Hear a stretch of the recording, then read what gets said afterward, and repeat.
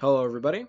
My name is Vile, and today we're going to be going over the narrative critique of Cult of the Lamb. This particular critique doesn't necessarily go over all of the writing as it is in a vacuum. So we're not going to be going over just the dialogue and going over how that overall corresponds to its theme, its theses, and any other motifs. But how the narrative ultimately serves its purpose as far as a component of the overall game.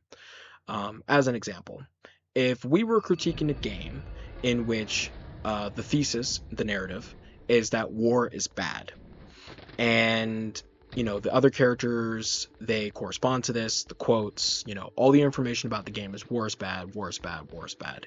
But when you actually play the game, the mechanics of the game and how the other characters correspond, all of it is a glorification of war.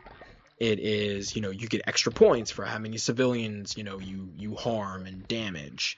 And so, if you look at the entire piece as a whole, you can say that the narrative doesn't fit the game. The game glorifies war, but the narrative is it's saying that, we don't like war, what's it good for? Nothing. So from this particular type of critique, we can say that the narrative is bad because it doesn't serve its purpose of working as a proper component of the game. It would be better if it actually corresponds to the gameplay, meaning that the narrative should be war is good, not war is bad, since the game is war is good. So understanding where I'm coming from critiquing the game, and it will make a little bit more sense later on. So whether we're analyzing an extremely complex game or extremely cliche game or whatever have you, as long as the narrative ultimately serves its purpose as a component of the game, then we're good. That means that the narrative ultimately succeeds. Because video game is just simply one medium in which stories can be told. So, this isn't a book, this isn't a movie, this isn't a song. Gameplay, what you're actually doing, is just as vital as anything else. And of course, there's overlap, like visual novels as an example.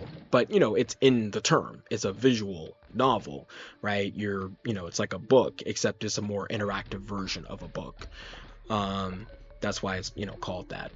But regardless, so understanding how the critique will be done, we can go into the critique of Cult of the Lamb. So I think the first thing when analyzing the narrative of Cult of the Lamb, I think the first thing that really stands out is the fact that the narrative is extremely simple, right? So the narrative, as I understand it, is that of revenge, and then on a deeper level, right, we could say that the thesis is maybe something along the lines of immutable destiny, right?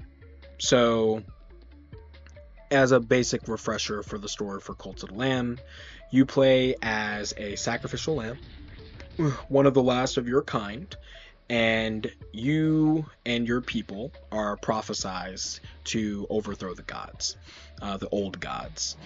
And the gods systematically genocide your people, and you are the last one left. So with your death, basically the prophecy is circumnavigated. If there's no more lambs left alive, then we're good. But you are executed, and after you're executed, you then are sent to the afterlife. You then make a pact with an entity called the One Below. The One Below then bestows upon you his red crown, which grants you I would say godlike status, but it's like I could see an argument where it's more like you're a demigod, because you can still kind of be like defeated, and you don't necessarily take on like the full form that the One Below has, and then the other old gods. But for most intents and purposes, right, you can read people's minds, you can reverse death, you can you can't die, so you are effectively a god. you gather more worshippers, get stronger, defeat the old gods, and you have an opportunity to overthrow the one below, defeat him. GG. Good game. So, the narrative is just basic revenge, right? So the basic revenge is your guiding principle simply because the old gods killed you, right? So if you're a player and you pick up the game, you understand that from the very opening why you're doing what you're doing, right? It's just because these guys killed you, and the one below gives you the power that's needed in order to actually fight back. And then really after that, then it's kind of it. It's kind of the whole game. Skip 25 hours and that's kind of it. It's just revenge. But obviously the deeper thesis, right, is that immutable destiny, right? The idea that there is this prophecy that cannot be circumnavigated. The fact that there are certain quotes that do constantly pop up, like, only one can wear the crown, kind of alluding to the fact that, the Lamb is going to potentially overthrow the one below, instead of, allowing them to kind of keep their God status after you made a pact with them, and the gods are trying to circumnavigate their destiny. They're trying to go away from it, trying to escape it, but it's it's impossible. Ultimately speaking, the Lamb, by the prophecy, people can foresee into the future, that the Lamb is going to win. Cult of the Lamb, easy dub.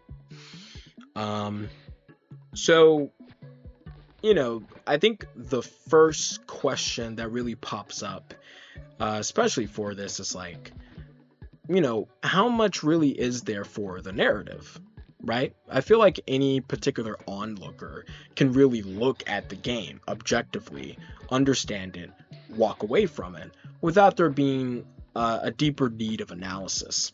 But I particularly chose Cult of the Lamb specifically for that purpose, especially as my first video, because regardless of whatever future game or future narrative critique that I decide to do, even though the narrative is extraordinarily simplistic, right? It's so simple that pretty much anybody can pick it up and understand all of the nuances. You don't walk away from the story with any questions, right? It doesn't go over any issues of like morality. It doesn't offer, two sides to an argument, like, what is justice, and is this right, and when does a bad man be good, or vice versa. It's really simple. Revenge, and then you don't want to see your people die after you spend hours building up your cult.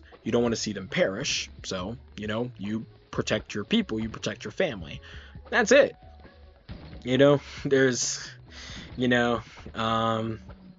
as far as the narrative is concerned, right? Obviously you can talk about like artistic values and stuff, right? Kind of it leans a lot into see no evil, speak no evil.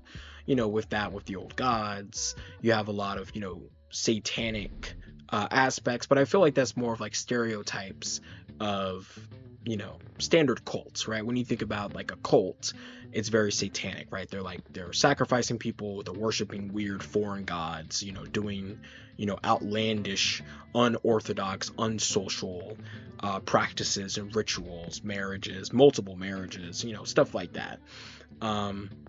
And I feel like that's just all very stereotypical, right? I mean, that's more of like the medium rather than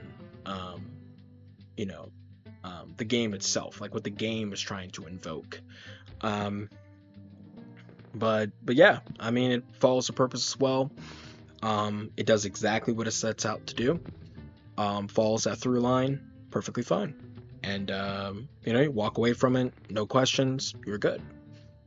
So I would say ultimately that the narrative is solid, and if there were, I guess, any sort of improvements that could be made as far as the narrative is concerned, I would say, I think really the only thing you could do as far as immutable destiny is maybe presenting the counter argument to, changing one's destiny, right? So if the entire thesis is immutable destiny, right, you cannot you can't block out the sound of what is the inevitability. I do believe, as this video is being recorded, or I guess soundbite, as this is being created, the DLC for Cult of the Lamb, I think like the winter one, hasn't dropped yet. So if there were some kind of improvements, I could see adding in the counter, right? The counter thesis, right? The antithesis, which would be, destiny is malleable, destiny is changeable. And I could see something where it's like, maybe you learned that you're destined to perish, right? That your people are destined to perish. And it's like prophesized in the same way that the one below is prophesized to be defeated, that the gods are prophesized to be defeated. So I think that would be pretty cool introspective that they could perform, where, you're facing another immutable destiny, but it's placed on you instead of placed on your adversaries.